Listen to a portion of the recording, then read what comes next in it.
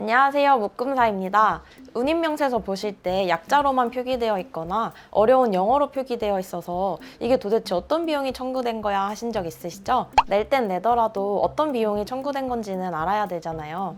지금부터 운임 항목에는 어떤 항목들이 있는지 자세하게 설명을 드리겠습니다.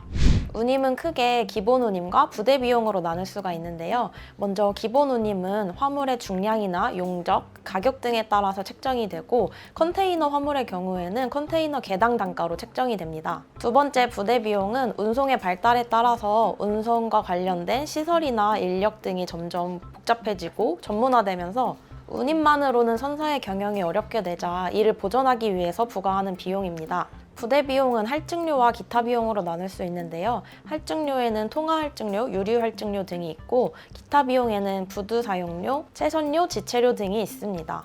이제부터 견적서 샘플을 보여드리면서 하나하나 자세하게 설명을 드릴게요. 먼저 첫 번째 해상운임표를 보시면 POL은 선적항, POD는 도착항을 의미합니다. 따라서 이 견적서는 부산항에서 출발해서 모빌항으로 가는 견적서라는 걸 알 수가 있습니다. TT는 선적항에서 도착항까지의 항해 기간을 의미하고요. 그 옆에 20DC, 40DC라고 되어 있는데 여기서 DC는 드라이 컨테이너, 일반 컨테이너를 의미합니다.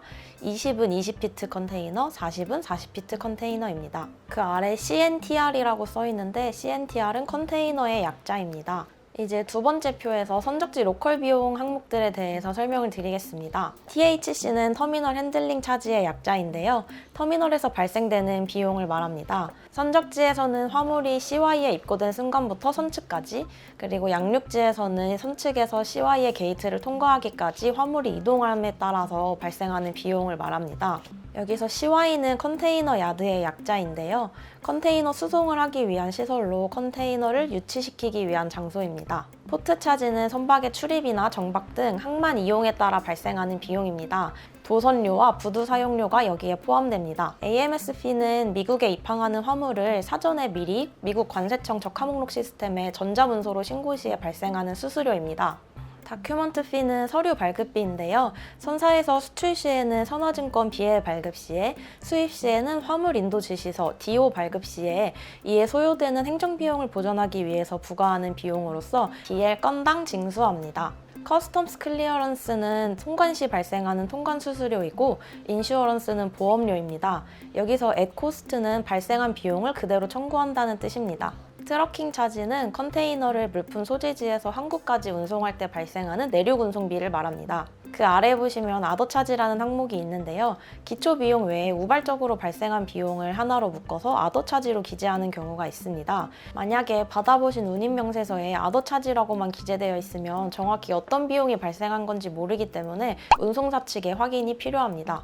이제 그 아래 세 번째 표에서 도착지 로컬 비용 항목들에 대해서 설명을 드리겠습니다. 첫 번째로 샤시피는 도착지가 미국이라서 발생한 비용인데요. 미국에서 컨테이너 운송 시에 발생하는 비용으로 여기서 샤시란 운전석이 있는 앞쪽 차체를 제외하고 실제로 컨테이너를 싣는 뒤쪽 바퀴 부분인 차대를 의미합니다. 보통은 운송료에 포함이 되어 있는데 미국에서는 이 샤시 비용을 따로 청구합니다. 이 샤시와 관련해서 샤시 스플릿이라는 비용도 발생할 수가 있는데요. 컨테이너 픽업 시에 샤시와 컨테이너가 같은 터미널에 있지 않고 샤시를 먼저 픽업한 후에 별도로 컨테이너를 픽업해야 할 경우에 발생하는 비용입니다.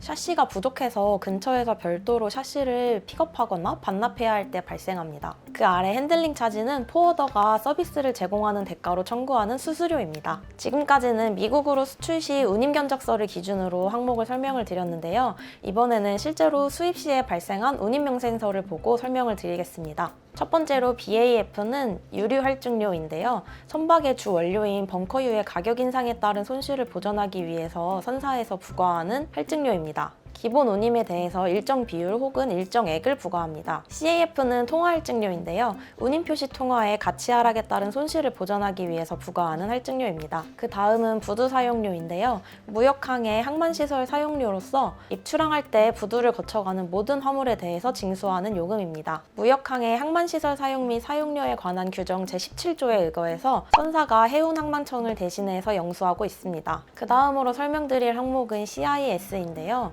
컨테이너 수급 조정료를 의미하고 CIC라고도 합니다. 컨테이너의 수급 불균형에 따른 공 컨테이너의 부족 현상을 해결하고 원활한 서비스를 제공할 목적으로 공 컨테이너를 이동하거나 임대하는 데 드는 선사의 비용을 보전할 목적으로 부과하는 비용입니다.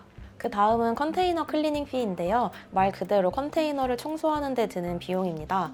화물의 특성에 따라서 적입 전이나 적입 후에 컨테이너를 청소할 필요가 있을 경우에 부과하는 비용입니다. 이제 해당 명세서에는 없지만 자주 발생하는 운임 항목들에 대해서 설명을 드리겠습니다. 먼저 첫 번째는 CFS 차지인데요. 수출 시에 소량 화물을 다른 화물들과 함께 컨테이너에 적입하거나 수입 시에 다른 화물들과 혼재되어 있는 물품을 컨테이너에서 꺼내서 분배하는 장소입니다. 컨테이너 한 개의 분량이 못 되는 소량 화물을 운송하는 경우에 선적지나 도착지의 CFS에서 화물의 혼재 또는 분류 작업을 하게 되는데요. 이때 발생하는 비용이 바로 CFS 차지입니다. 다음은 EBS, 긴급 유류 할증료인데요. 전쟁이나 분쟁, 산유국의 담합 등으로 인해서 유가가 폭등할 경우에 선사가 운항비를 보존하기 위해서 부과하는 할증료입니다. 유가 상승으로 인한 손실을 보전하기 위해서 선사에서 새롭게 부과하게 된 항목이 있는데요. 바로 LSS, 저유황 할증료입니다. 국제해사기구 IMO에서 대기오염을 줄이기 위해서 저유황유 사용 의무화 규정을 2020년에 발효했는데요. 이에 따라 유가 상승으로 인한 손실을 보전하기 위해서 새롭게 부과하는 비용입니다. 다음은 PCS, 항만 혼잡세인데요. 항구 혼잡으로 인해 선박이 체선되면서 하역 작업을 위한 대기 시간이 길어짐에 따라서 추가적으로 경비가 발생할 경우에 부과되는 비용입니다. 다음은 PFS, 항만시설 보안료인데요. 국제항해 선박 및 항만시설의 보안에 관한 법률 제42조에 따라 해당 항만시설 이용자로부터 징수하는 경비검색 인력 및 보안시설 및 장비의 확보 등에 소요되는 비용입니다. TSF라고도 합니다. 다음은 CRS인데요. CRC 혹은 ECRS라고도 합니다. 최근 유가 등 각종 비용의 급격한 인상과 수년간 지속된 낮은 해상 운임으로 인해서 서비스 채산성이 악화되어서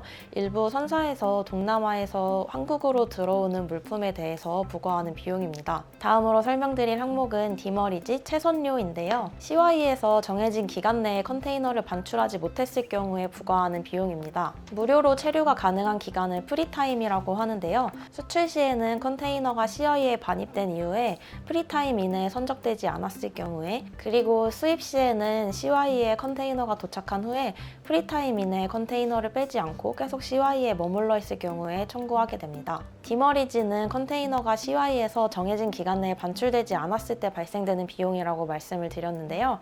반대로 CY에서 컨테이너가 반출된 후에 정해진 기간 내에 반환되지 않았을 경우에 청구되는 비용도 있습니다. 이 비용을 바로 디텐션 차지, 지체료라고 합니다. 지금까지 운임 항목들에 대해서 설명을 드렸는데요. 수입 시에는 관부가세를 납부해야 하죠. 이때 세액은 과세 가격에 세율을 곱해서 산출을 하는데요. 지금까지 설명드린 이 운임 항목들은 과세 가격에 과연 포함이 될까요?